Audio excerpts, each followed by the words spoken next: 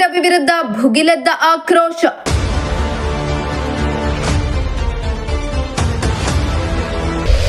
ಸವಿತಾ ಸಮಾಜದ ಸದಸ್ಯರಿಂದ ಬೃಹತ್ ಪ್ರತಿಭಟನೆ.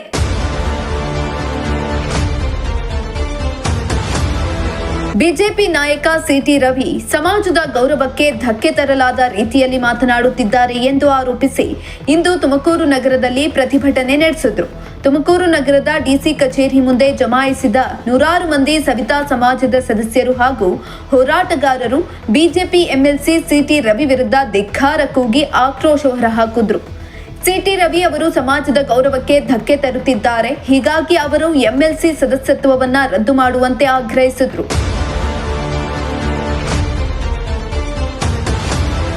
ಪ್ರತಿಭಟನೆಯಲ್ಲಿ ನೂರಾರು ಮಂದಿ ಸವಿತಾ ಸಮಾಜದ ಸದಸ್ಯರು ಭಾಗಿಯಾಗಿದ್ದು, ಸಿಟಿ ರವಿ ಅವರ ಹೇಳಿಕೆಗಳು ಅಸಂವಿಧಾನಿಕವಾಗಿವೆ ಮತ್ತು ಒಂದು ಸಮಾಜದ ಆತ್ಮಗೌರವಕ್ಕೆ ನೇರ ಧಕ್ಕೆ ತಂದಿವೆ ಎಂದು ಆರೋಪಿಸಿದರು.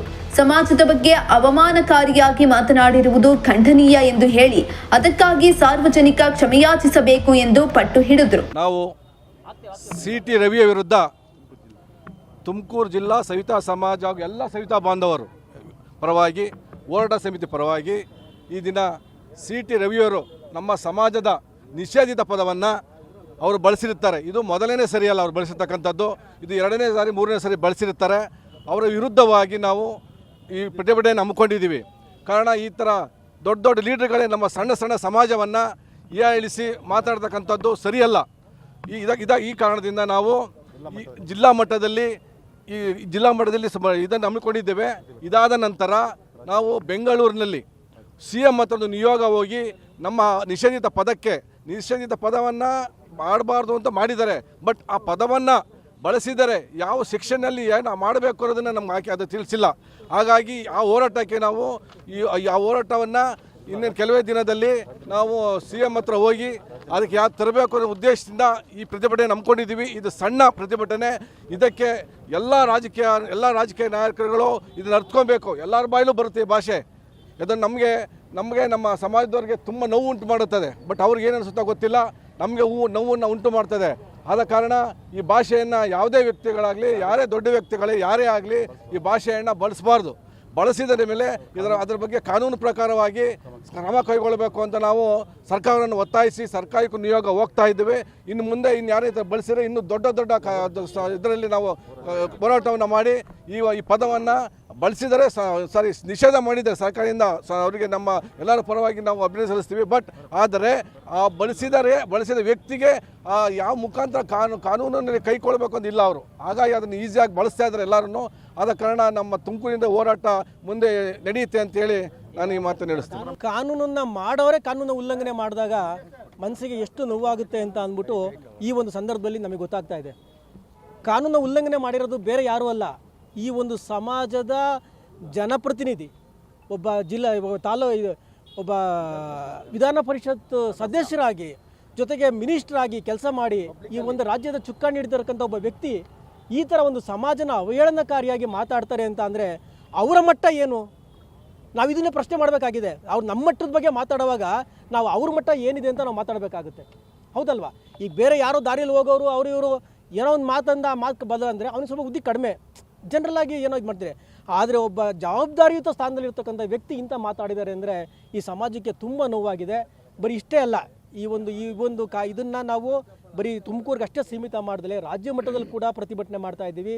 ಈಗ 4ನೇ ತಾರೀಕು ಅದೇ ಒಂದು ಪೂರ್ವಭಾವಿ ಸಭೆ ಕೂಡ ಇದೆ. ಅಲ್ಲಿ ಯಾವ ಥರ ಪ್ರತಿಭಟನೆ ಮಾಡಬೇಕು, ಇಡೀ ರಾಜ್ಯವ್ಯಾಪಿ ಏನಿಲ್ಲ, ನಾವು ಒಂದು 4 ಸಂಡೇ ಕ್ಷೌರ ಮಾಡೋದನ್ನು ನಾವು ನೇರ ಸ್ಟಾಪ್ ಮಾಡಿಬಿಟ್ಟು ಅಂತ ಅಂದರೆ ಜನಗಳಿಗೆ ಗೊತ್ತಾಗುತ್ತೆ ಈ ಜನಾಂಗದ ಮಹಿಮೆ. ಹೌದು ಸರ್, 4ನೇ ತಾರೀಕು ಪೂರ್ವಭಾವಿ ಸಭೆ. ನನ್ನ ಹೆಸರು ನಾರಾಯಣ್ ಅಂತ, ಸವಿತಾ ಸಮಾಜದ ಜಿಲ್ಲಾ ಪ್ರತಿನಿಧಿ. ಇನ್ನು ಪ್ರತಿಭಟನೆ ಬಳಿಕ ಡಿಸಿ ಮೂಲಕ ಸರ್ಕಾರಕ್ಕೆ ಪ್ರತಿಭಟನಾಕಾರರು ಮನವಿ ಸಲ್ಲಿಸಿದ್ರು. ಸಿಟಿ ರವಿಯವರ ಸದಸ್ಯತ್ವವನ್ನು ರದ್ದುಪಡಿಸಿದ್ದರೆ ರಾಜ್ಯ ವ್ಯಾಪ್ತಿ ಉಗ್ರ ಹೋರಾಟಕ್ಕೆ ಇಳಿಯುತ್ತೇವೆ ಎಂದು ಎಚ್ಚರಿಕೆಯನ್ನು ನೀಡಿದ್ರು. ಇತ್ತ ಪ್ರತಿಭಟನೆಯಲ್ಲಿ ಭಾಗವಹಿಸಿದ್ದ ಹಲವರು ಬ್ಯಾನರ್ಗಳು ಹಾಗೂ ಫ್ಲೆಕ್ಸ್ಗಳ ಮೂಲಕ ಸಿಟಿ ರವಿ ವಿರುದ್ಧ ಆಕ್ರೋಶ ವ್ಯಕ್ತಪಡಿಸಿದ್ರು. ಏನು ಇವತ್ತಿನ ದಿನ ಸಿಟಿ ರವಿರವರು ನಮ್ಮ ಸವಿತಾ ಸಮಾಜದ ಏನು ಈ ಕೆಟ್ಟ ಪದ ಬಳಕೆ ಮಾಡಿದಾರೋ ಅವ್ರ ವಿರುದ್ಧ ಪ್ರತಿಭಟನೆ ನಡೆಸ್ತಾ ಇದ್ದೀವಿ. ಏನಕ್ಕೆ ಅಂದರೆ ಹುಟ್ಟಲ್ಲೂ ನಾವು ಬೇಕು, ಸಾವಲ್ಲೂ ನಾವು ಬೇಕು. ಮತ್ತು ಒಂದು ಶುಭ ಸಮಾರಂಭಗಳಿಗೂ ನಾವು ಬೇಕು, ಅಲಂಕಾರಕ್ಕೂ ನಾವು ಬೇಕು. ಎಲ್ಲ ಇಟ್ಕೊಂಡು ಇದನ್ನು ನಮ್ಮೊಂದು ಪದನ ಯಾಕೆ ಬಳಸ್ತಾರೆ ಅಂತ ನಮಗೆ ಗೊತ್ತಾಗ್ತಿಲ್ಲ. ಬಟ್ ಅವ್ರಿಗೆ ಅರ್ಥ ಆಗಬೇಕಿದು, ಎಲ್ಲ ಕಾರ್ಯಕ್ರಮಕ್ಕೂ ನಾವು ಸವಿತಾ ಬಂಧುಗಳು ಬೇಕು. ಇದನ್ನು ಯಾಕೆ ಈ ಪದ ಬಳಸ್ತಾ ಇದ್ದಾರೆ ಅಂತ ಗೊತ್ತಾಗ್ತಿಲ್ಲ. ಎಲ್ಲ ರಾಜ್ಯ ನಾಯಕರುಗಳು ದಯವಿಟ್ಟು ಹೇಳ್ತಾ ಇದ್ದೀವಿ, ಮಾತಾಡುವಾಗ ನಾಲಿಗೆಯಲ್ಲಿ ದಯವಿಟ್ಟು ಇಟ್ಕೊಂಡು ಮಾತಾಡಿ. ನಮ್ಮ ಜಾತಿ ನಿಂದನೆ ಪದವನ್ನು ದಯವಿಟ್ಟು ಬಳಸಬೇಡಿ. ಇನ್ನು ಮುಂದೆ ಬಳಸಿದ್ದೇ ಆದರೆ ಉಗ್ರ ಹೋರಾಟ ನಡೆಸ್ತೀವಿ. ಬೆಂಗಳೂರಲ್ಲಿ ರ್ಯಾಲಿ ನಡೆಸೋಕ್ಕೂ ರೆಡಿ ಇದ್ದೀವಿ. ದಯವಿಟ್ಟು ಸಿ ಟಿ ರವಿಯವರೇ ನಿಮ್ಗೆ ಹೇಳ್ತಾ ಇದ್ದೀವಿ, ಎರಡನೇ ಬಾರಿ ನೀವು ಈ ಥರ ಮಾತಾಡಿರೋದು ನಿಮಗೆ ಎಲುಬಿಲ್ಲದ ನಾಲಿಗೆ ಅಂತ ಅಂದ್ಕೊತಾ ಇದ್ದೀವಿ. ನೀವು ಅಂದಿದ್ರು ಅಂದಿಲ್ಲ ಅಂತ ಸಾಧಿಸ್ತೀರಾ. ನೀವು ಕರೆಕ್ಟಾಗಿ ಸಮಯಾಚನೆ ಮಾಡಬೇಕು. ನೀವು ಒಬ್ಬ ನಾಯಕರಾಗಿ, ಒಬ್ಬ MLC ಆಗಿ ನಿಮಗೆ ಗೊತ್ತಾಗಲ್ವರ ನಿಮಗೆ? ಇದು ಎರಡನೇ ಬಾರಿ ನೀವು ಉಪಯೋಗಿಸ್ತಿರೋದು. ನಿಮಗೆ ನಮ್ಮ ಜಾತಿ ಬಗ್ಗೆ ಇನ್ನೂ ಗೊತ್ತಿಲ್ಲ ಅನಿಸುತ್ತೆ.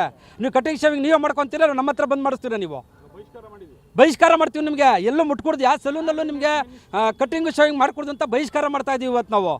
ಸ್ವಲ್ಪ ನೋಡ್ಕೊಂಡು ಮಾತಾಡಿ. ನೀವು ಇನ್ಮೇಲೆ ನಾಲ್ಗೆ ಮೇಲೆ ಇಡ್ತಾ ಇರಲಿ, ಖಂಡಿತ ಇಡ್ತಾ ಇರಬೇಕು. ಸವಿತಾ ಸಮಾಜ ಅಂದರೆ ಏನು ತಿಳ್ಕೊಂಡಿದ್ದೀರಿ ನೀವು ಹೇಳಿ?